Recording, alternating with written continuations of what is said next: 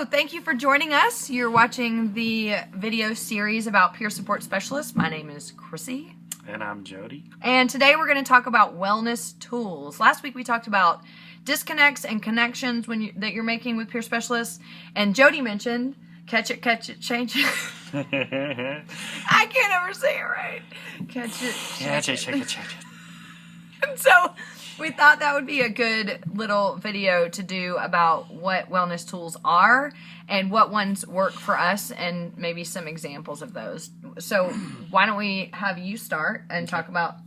Catch it, check it, change it. Say that 5 times fast. So, catch it, check it, change it. I have catch it, check it, change it days. I'd be lying if I said I used it all the time. But there are days that I make a conscious decision that I'm going to observe my thoughts. And that's really what catch it, check it, change it does. Formally, it's a method of overcoming negative self-talk. So, I'll give an example. When my son was a newborn, I misaligned the buttons in his jumper. And, I was in a bout of depression. And I just threw my hands up in the air and said I'm worthless as a father. So had I known about catch it, check it, change it at the time, I would have caught that. I'd be like, okay. So I would then move on to check it. I would check it against my rational mind and reality, and I would say, okay, is it true that I'm a worthless father because I misaligned the buttons on his jumper? And of course it's not. So that would be the check it. And the change it would be, it was a minor mistake. I'm going to align the buttons and I'm not going to beat myself up over it. So catch it is recognizing the irrational statement. Mm-hmm. Check it is when you look at it and say, okay, is this really true? Mm-hmm. And change it is, I'm going to replace this with something positive. And better reflect reality. So we could all use a little catch it, check it, change it. Yes! Yes, good. You're good. Jody's really good at that wellness tool, and I think everybody has some sort of negative self-talk, so maybe that's something you can take away from the video today.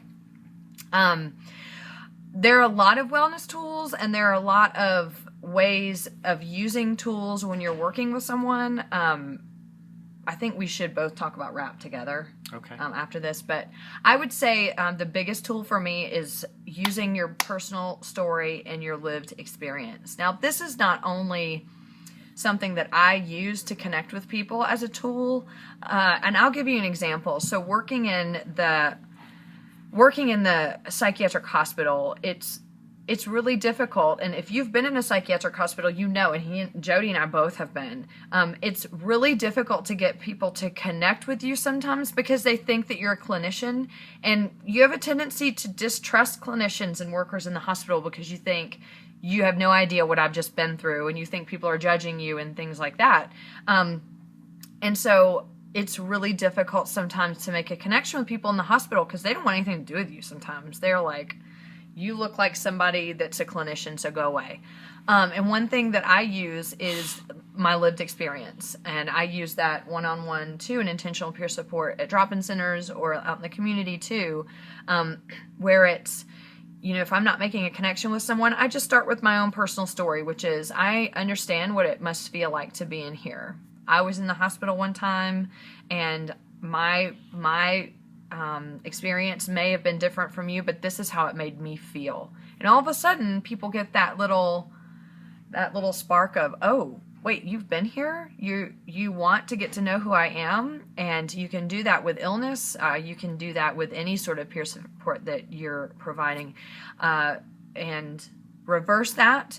A tool for me is when I am feeling low, I am feeling like I'm in an episode, I will go to people like Jody, and I'll go to my other support system who understand mental illness. And not necessarily for validation, but just so I can hear their story and they can say, okay, I remember when I've been here and this is what you're feeling probably, or this is how I felt. And all of a sudden it makes me feel less alone, and it makes me realize that this is just part of having a mental illness and that I can get through it. Yeah, there's such a power to your story.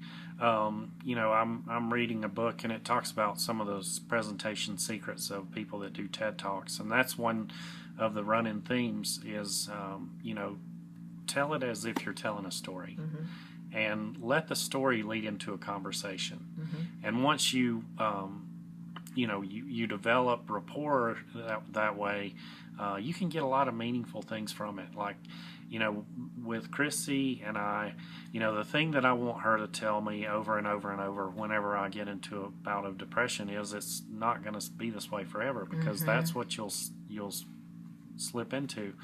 And if you keep the story, your recovery story at the forefront of your mind, it's going to get you through. And, it might not cure it, but it will help you get through it, knowing that, that's one of the things that I've learned in my story is just how strong I am.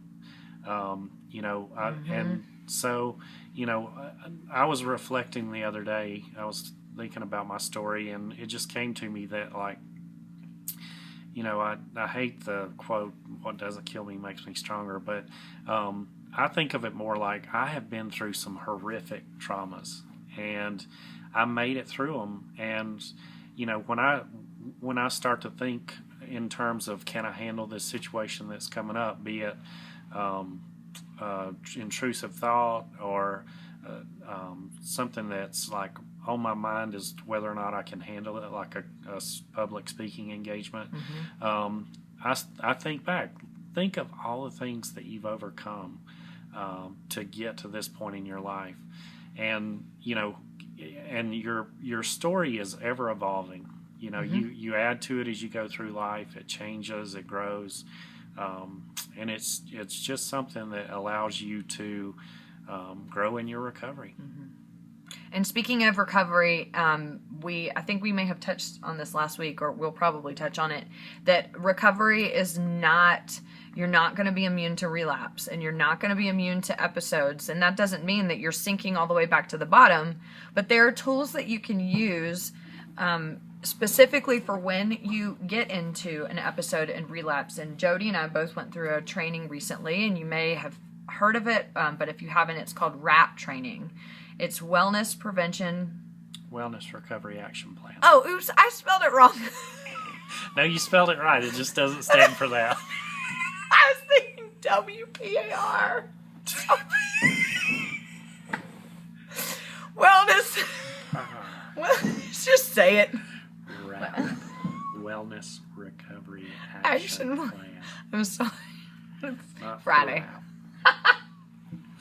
Anyway, we took this course, and I'm going to tell you, when we were taking the course, I was like, this is so stupid. I don't want to do this. Like, this is the dumbest thing I've ever done. Like, I know what to do when I get in an episode. That was what I was thinking. Like, I don't want to do all that. So you fill out all this information about what to do, who to call, what do you want to happen, what do you do afterwards, things like that. Sure enough, like a month and a half later, I was in a major episode. And I pulled out the WRAP plan. And it's just, I was so grateful that I had done it, because you cannot think when you're in an episode about anything, and you never think you're going to get better. Yeah. And so I followed all of the stuff that I did, that I had written down when I was well. And it helped so much. I couldn't believe it. And then I was like, Chrissy, you're stupid sometimes. Yeah.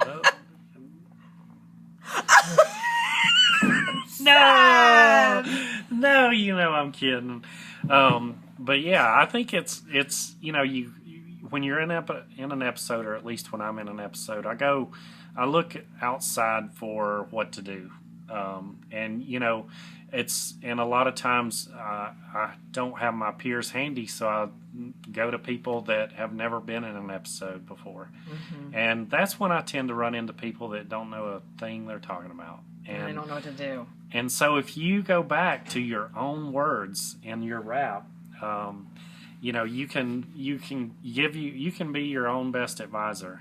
This is what, when I was doing well, this part of my WRAP is when things start to go downhill, this is what I need to do. So you just turn to that page in your WRAP and you take action. And it also shows you that you were well once. well enough to be able to do this, and you'll get well again. And that is because that's the scariest part of being an episode, is that all of a sudden I think it's finally happened.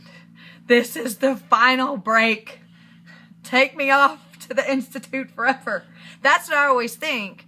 But that happens to almost all of us in an episode, but we feel so alone and isolated, it's scary. So that's what the RAP plan did for me. I highly recommend, if you have a mental illness, living in recovery, or if you're working toward recovery, take a RAP course.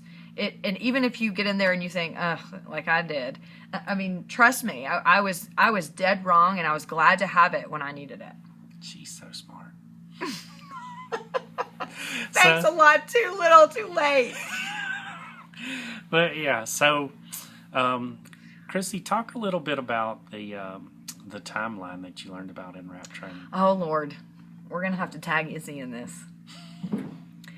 One of the participants in the RAP training taught us about this thing that she created, and this was so powerful. I'm not going to talk about the details of what I did on the timeline, but it's called a grief timeline.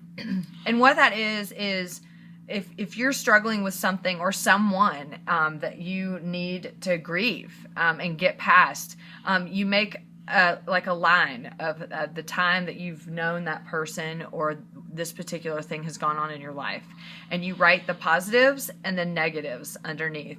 And how long the line is means how deeply it affected you. So really, really positive, really, really made you upset. And you do an event for everything that you can recall that had an impact with that person or with the particular thing you're trying to move past. I mean, an example of that would be, if you were struggling over a divorce, or, if you're struggling with a friend or a family member and you need to move on and not be so emotionally attached. This is one way to grieve them in a healthy way.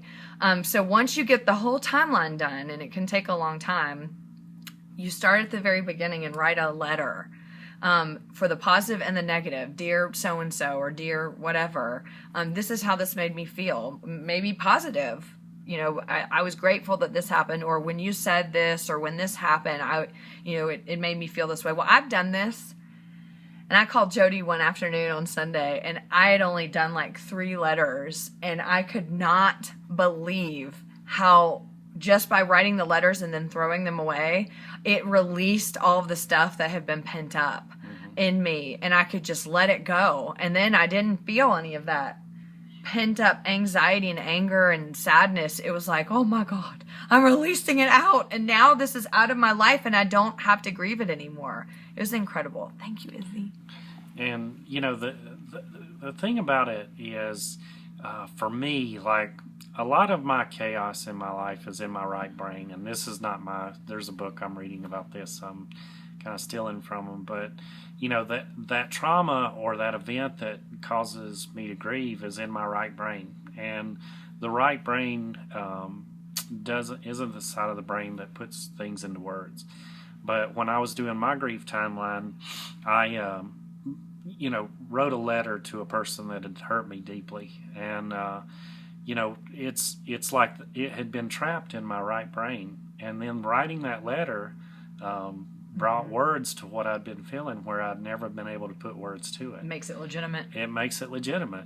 And, and the other thing too is the process of writing, you come up with things that you felt that you didn't even realize you were feeling. Yes. So it's like this, you bring new light to it. And then, for me, it just, once I finished writing that first letter, it was so much easier to put it in perspective after that. Mm-hmm. That's what it did for me, is like, okay, I have a perspective on this now that I didn't have before.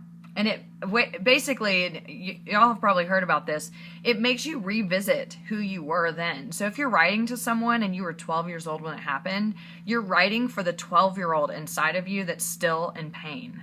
And so that letter is what the 12-year-old wanted to say then, but didn't have the words or the confidence to say. So you're able to talk for that 12-year-old then. Yeah, it's wonderful. Yay! So yeah, any final thoughts? I think we covered some really great tools. And if you want to know more about the grief timeline, please contact us. We'll put you in contact with the person that started the grief timeline, and we're encouraging her to write a book. Yeah, do it, Izzy. But yeah, I'm just super excited about this. I feel like we're just doing gangbusters with this YouTube channel, and I hope that you share it with people, and you never know who can benefit from it. Yes, please share it with your friends and family who need to hear any information about mental illness, or if they're interested in becoming a peer support specialist. So I guess we're signing off. We will see you next week. Hope you have a wonderful weekend, and thanks so much for clicking on our link, and please follow us and continue to pass us along. Thank you. Bye. Bye.